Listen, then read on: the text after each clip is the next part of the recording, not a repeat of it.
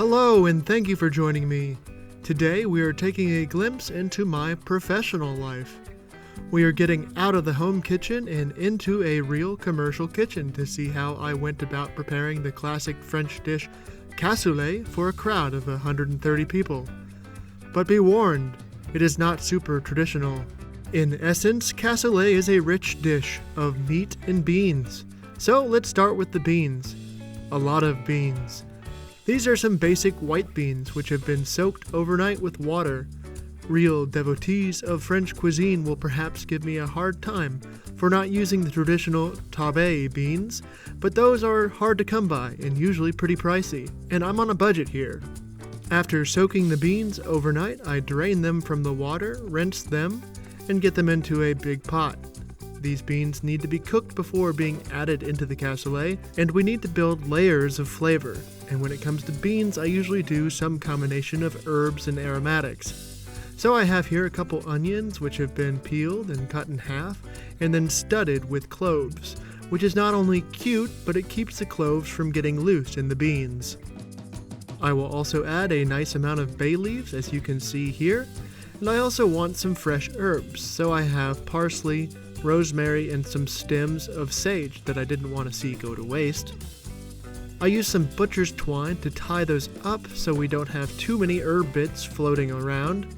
The cooking liquid also gets a nice little handful of garlic cloves.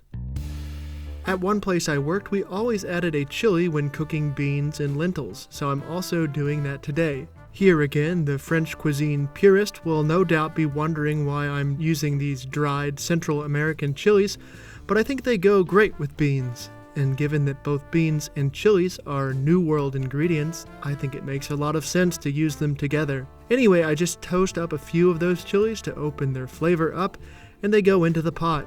Everything is then covered in water and brought up to a simmer. As the beans start to simmer, they start to release impurities in the form of foam. That just needs to be skimmed off. Now I just keep simmering and skimming these beans until they are about 90% done. I want them to have just a little bit of bite because they will also be cooking in the cassoulet for over an hour, and I want to make sure they aren't mushy by the time everything is done. With the beans at the doneness that I want them at, I just kill the heat on the stove and add some salt to the pots of beans. I will let the beans stand at room temperature for a bit, and as they sit they will continue to soak in some of this cooking liquid, so adding salt to the liquid allows the beans to be seasoned more deeply.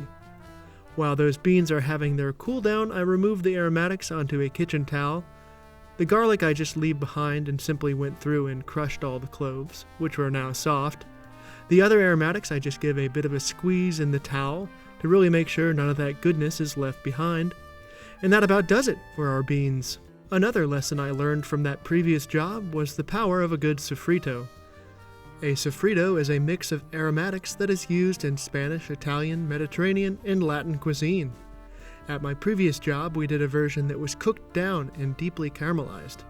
So that is what I'm doing here. I have a mix of finely chopped carrots, onions, and celery that I am continuously cooking on the stove with a bit of oil until most of the water has been removed and everything is brown and delicious.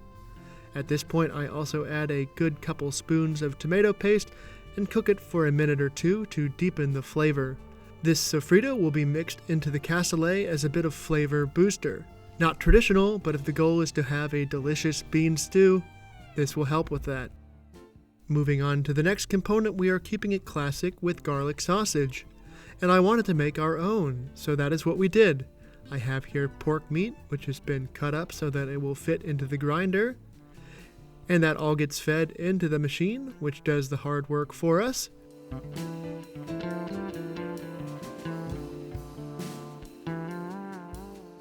After grinding all the meat, I throw in the garlic that I measured out.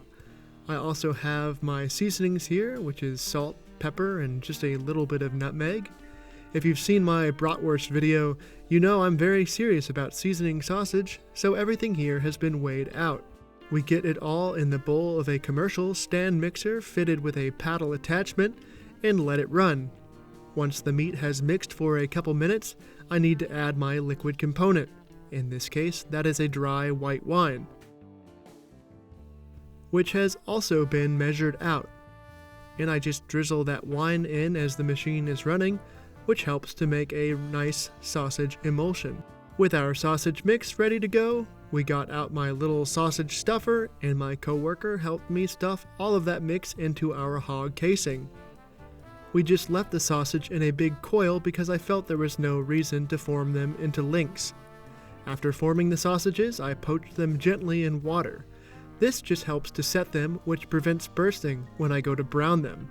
Speaking of which, it is time to give them some color, and lucky for me, there is a pizza oven at my job. So, the sausage coils are just loaded into metal trays with a bit of duck fat, and I throw them in the pizza oven, sharing the space, of course, and I let them go until they take a bit of a golden brown color all over. Now, make fun of me if you will, but I just use some nice sharp scissors to cut the sausages into pieces. We are serving 130 people, and I want to make sure everyone has a little bit of everything. With our sausage ready, it's time for another classic component, duck confit. And we have here duck legs which have already been confit. But now we just want to give them some good color, so they go in a pan on the stove until they are browned nicely. After that, they are split in two, separating the leg from the thigh. Easy enough. And one more meaty component. Cassoulet will often have some kind of pork component aside from the garlic sausage, that is. For this event, we had made a rustic pork terrine for the first course, and as a result, had a lot of leftover pork meat from the knuckle of the pig. This fatty, collagenous meat was perfect for our cassoulet, but like the other meats, it needed just a little bit of browning. So I just got it onto metal trays and blasted it in a hot oven for a bit until it was golden brown. After it came out of the oven, we chopped up some of the bigger pieces so it was more fork friendly. And so now we are very close to the end. We have our beans ready to go, our garlic sausage lovingly made from our hands and browned in a pizza oven, our duck confit sautéed, our pork meat roasted and chopped, our sofrito flavor booster at the ready. It was time to assemble. Traditionally, cassoulet is cooked in earthenware pots, but for this modern adaptation, we are using deep metal trays called gastros in Europe or hotel pans in the States. All our components got layered into the pans evenly. We also added some thyme branches as well as a bit of chicken stock and a bit of the cooking liquid from the beans. Flavor on flavor on flavor. At long last, we had all our pans filled evenly with the beans, meat, stock, and aromatics. It was time to cook and let all the wonderful flavors meld together. The pans of cassoulet are cooked in a dry oven, and every once in a while we would open the oven up, take the trays out, and give everything a bit of a stir. This helps allow a crust to form on the top of the beans, which further adds depth of flavor, but also prevents the topmost beans from drying out too much. While the cassoulet was finishing up, we sent out the first course, our pork and pistachio terrine with a bit of frisee salad and lemon mayo.